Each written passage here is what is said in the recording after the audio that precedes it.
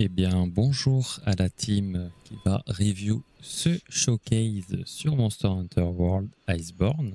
Alors, on va commencer par parler un petit peu de la licence Monster Hunter. Donc, c'est un jeu vidéo type RPG développé par le studio Capcom. Donc, Monster Hunter World est sorti en 2018, le jeu de base, et son DLC Iceborne en 2020, 2 petites années après. Alors, les histoires dans les Monster Hunter, ça n'avait pas toujours été leur point fort, quoique, à ce qui paraît, dans le nouveau, ils vont faire des efforts là-dessus, on verra bien. Bref, on fait de la régulation de monstres, de dragons, et de toutes sortes de bestioles. Le fonctionnement du jeu se fait à travers différentes quêtes de niveau toujours croissant. On va farmer donc nos stuff, armes et armures. Il existe 14 types d'armes et moi je suis spécialisé au dual blade, donc les doubles lames. Pourquoi? Parce que j'aime tout simplement leur gameplay. C'est très rapide, sportif, ça bouge vite, mais à maîtriser, c'est pas aussi simple qu'on peut le croire si on veut vraiment faire des runs optimisés. Et c'est l'arme qui a le plus de dégâts élémentaires. Donc il faut savoir que sur Monster Hunter, il y a des catégories de speedrun qui existent. Donc on a les classiques où il faut terminer le jeu, soit le jeu de base, soit le DLC. On peut même aller au-delà en poussant un peu les choses avec une espèce de true ending, avec le vrai boss final. Mais il existe aussi les catégories que moi j'appelle boss fight. Alors en gros c'est on choisit un monstre et on va essayer de le taper le plus vite possible. Alors dans ces catégories là on retrouve le freestyle, donc c'est une catégorie où on a le droit plus ou moins à tout. Donc je vous expliquerai c'est quoi tout plus tard. On a le TA qui rule et je vais l'abréger en TA. C'est la catégorie que je run pour mes speedruns. Et ensuite, on a une petite divergence avec les catégories héroïques et non héroïques, mais je ne vais pas rentrer dans les détails. Alors, le TA, c'est quoi? Eh ben, c'est une catégorie, c'est même la catégorie la plus restrictive en termes de gameplay.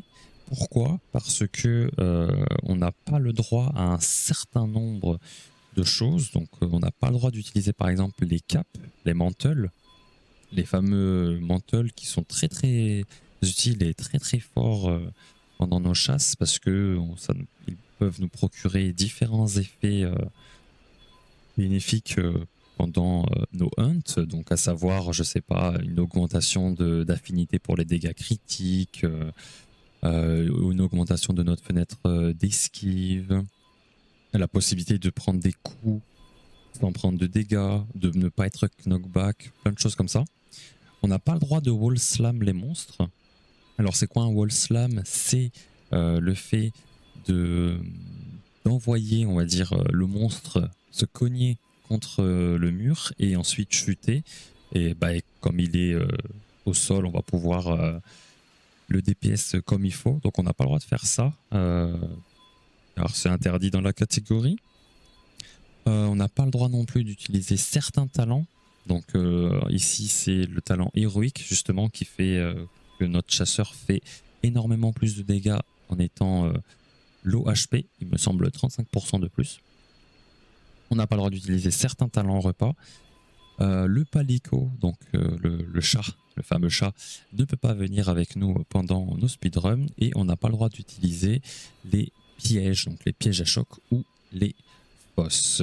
Voilà, voilà, c'est plus ou moins tout ce qu'il faut savoir sur cette catégorie-là.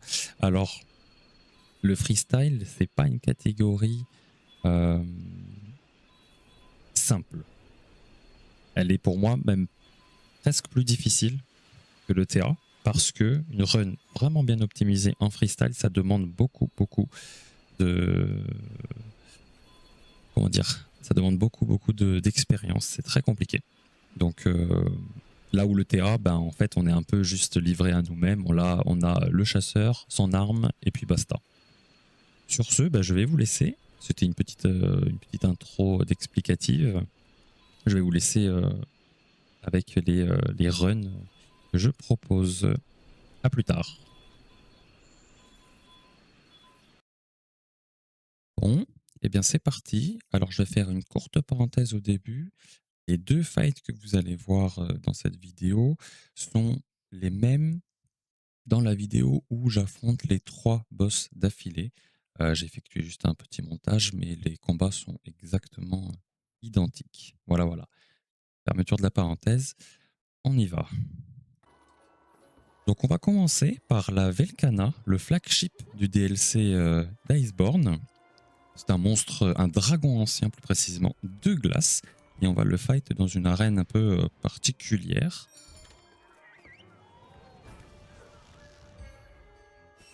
On va commencer donc par une classique petite phase de buff où on augmente nos dégâts avec 3 items et la réduction de consommation de stamina grâce au Dash Joyce. On s'équipe de la Dunk Pod pour bait le monstre comme ceci. On lui monte dessus. 3 tartes pour l'enrager, activer un certain talent qui nous fait faire plus de dégâts et de dégâts critiques. Et on attendrit la tête avec une weapon attack pour pouvoir faire également plus de dégâts.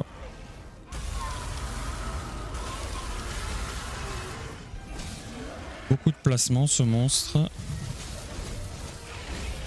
Faire attention, ne pas se faire toucher évidemment.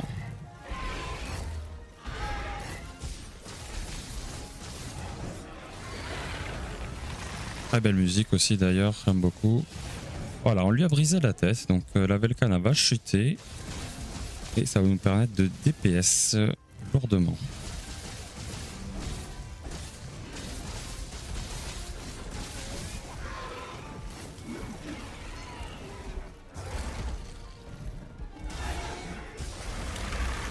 On évite les anneaux de glace. Et voilà, alors là, moment clé, entre guillemets. Donc la Velkhana, comme vous voyez, a fait un mouvement de recul suite au fait que je l'ai beaucoup tapé au niveau de la tête. C'est ce qu'on appelle le clagger, donc elle va fatiguer. Et en gros, si on fait une certaine attaque ou si on grappe directement le monstre, comme j'ai fait en début de vidéo, on va reset cette animation, ce qui va nous permettre de faire des dégâts ultérieurs. Donc là, je vais faire l'attaque particulière en question. Et celle-ci. Hop. Alors, il faut faire attention aux petites flaques de glace qu'on trouve sur la map, parce que si je fais une certaine attaque avec les doubles lames, je vais glisser dessus. Ce qui est très embêtant, parce que ça va me mettre hors position complètement.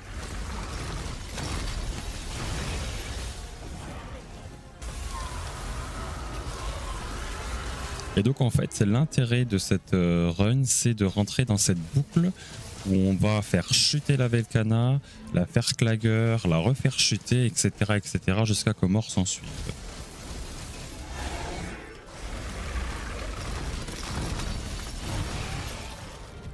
Voilà, encore le clagger. Donc là, je vais désactiver les doubles lames parce que j'ai plus trop de stamina, histoire de recover un petit peu.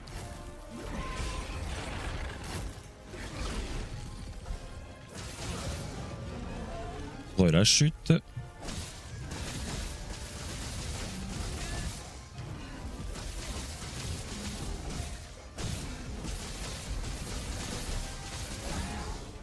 On commence gentiment à se rapprocher de la fin de la run.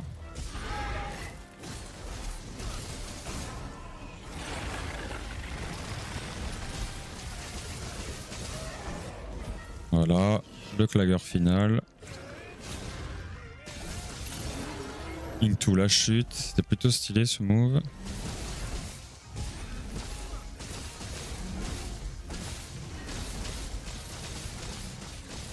Et voilà, mission accomplie.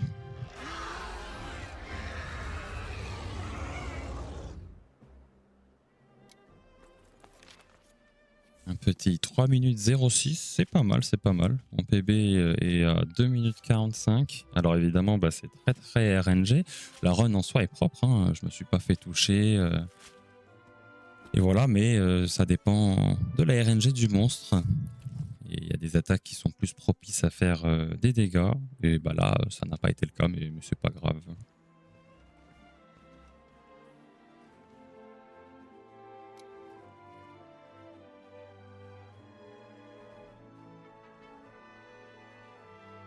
On va pouvoir du coup passer au prochain monstre, l'Alatréon. Alors c'est mon monstre préféré du jeu. Je l'aime énormément, vous comprendrez vite pourquoi. Donc c'est un dragon ancien, lui aussi, multi-élémentaire, parce qu'il maîtrise tous les éléments, les 5, donc à savoir le feu, la glace, l'eau, la foudre et le dragon. Il est doté de plusieurs phases et il a une nova incroyable. On va vite fait changer de stuff, bien évidemment.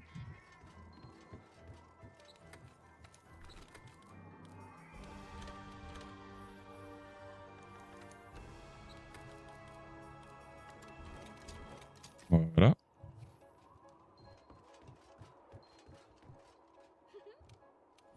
Et c'est parti.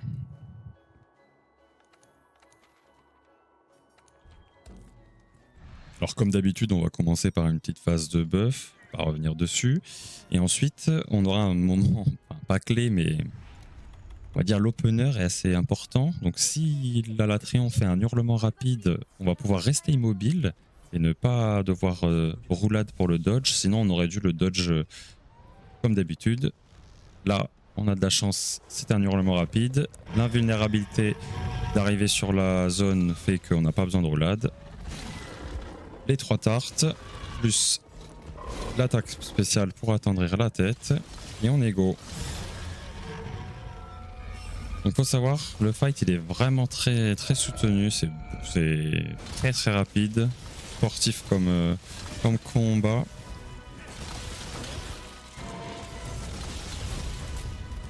Rien à voir avec le précédent.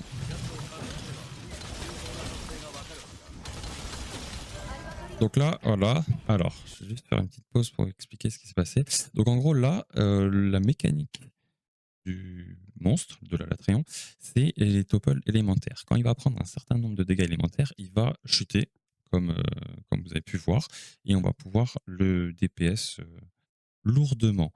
C'est très important, car le 3e topple est assez déterminant dans la suite de la run, dans le sens que si on veut faire un gros temps, il faut absolument l'avoir à un timing précis, j'y reviendrai plus tard. Parce que là, l'Alatréon commence en mode de feu. C'est pour ça d'ailleurs qu'on se bat avec des doubles lames de glace. Et dans la 2e phase du combat, il va switch d'éléments. Il va passer en mode dragon. On esquive, des attaques de feu. Ça, c'est vraiment la pire attaque qu'il puisse faire. On perd énormément de temps et de dégâts dessus. Le clagger comme d'habitude. Ici, on attendrait absolument les pattes avant parce que c'est ce qu'on tape le plus avec la tête. Quand même aller taper la tête parce que c'est là où il prend plus de dégâts. Esquive. Voilà.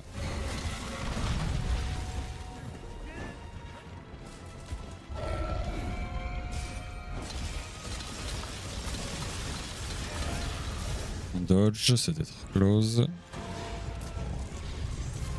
Là, voilà, j'ai régène ma stamina en prenant un petit item.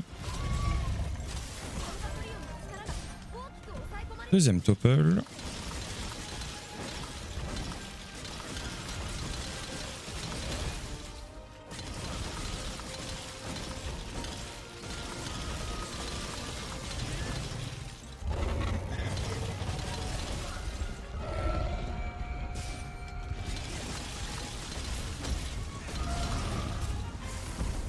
Et la musique aussi est incroyable, hein. Je dirais jamais de le dire. 2e clagger.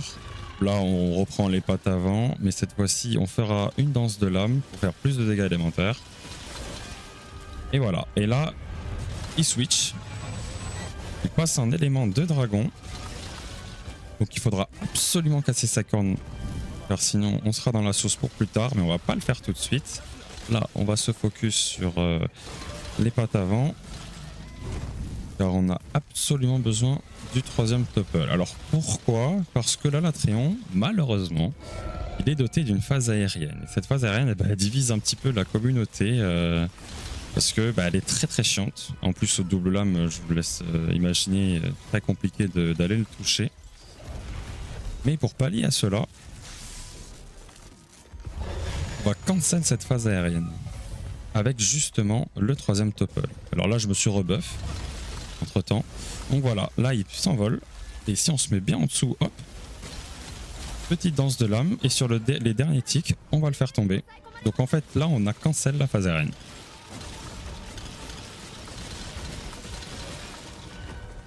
On va devoir aiguiser parce que le tranchant est passé en bleu. Donc, moins de dégâts. Là, malheureusement, j'ai raté le cri, le dodge du cri, mais bon, c'est pas très grave.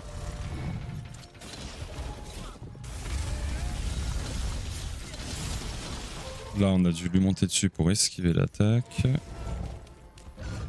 Et c'est maintenant qu'il faut absolument casser les cornes. Attention au placement.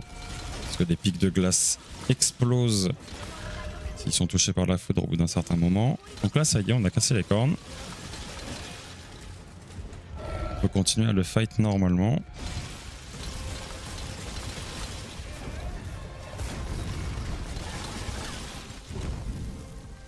Je me suis fait bloquer par le petit pic de glace, mais ça s'est plutôt bien passé. Troisième clagueur. Ici, impératif de choper la tête, parce qu'elle est plus attendrie. Ça dure qu'un certain temps.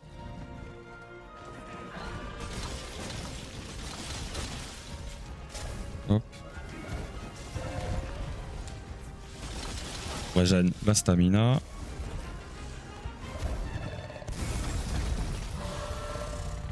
Ah, il refait cette attaque, malheureusement. Perd du temps, hein. Pas la meilleure RNG.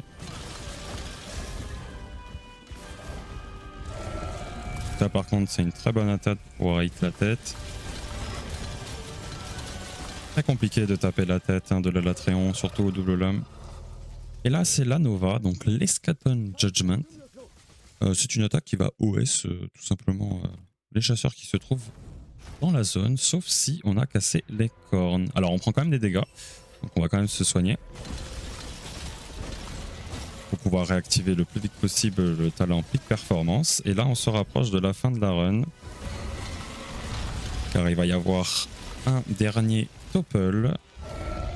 Et ensuite, ce sera la fin.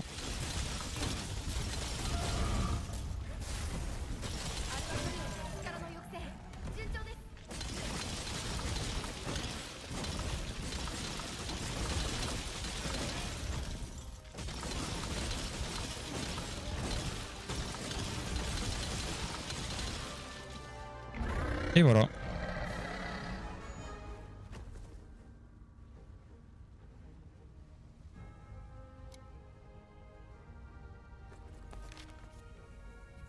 6 minutes 18, ma foi, c'était une run plutôt propre. Déjà, je me suis fait une de 8, c'est plutôt cool. À savoir que sur ce monstre, mon PV c'est 5 minutes 44. Et je peux mieux faire parce que je me suis fait hit 2 fois sur la deuxième phase du combat. Sinon, de base, si je me fais hit sur la première phase, c'est reset. Si on cancelle pas la phase aérienne, c'est reset. Très dépendant de la RNG. Mais le fight est vraiment incroyable. C'est trop satisfaisant à faire. Surtout double lame.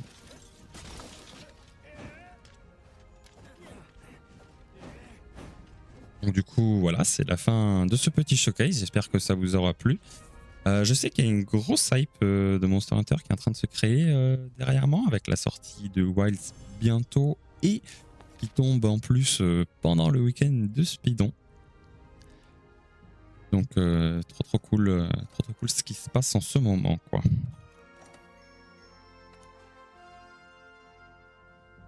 En tout cas, c'était Nifuko. Je vous souhaite bon courage pour vos autres reviews. Et puis voilà. Salut, salut!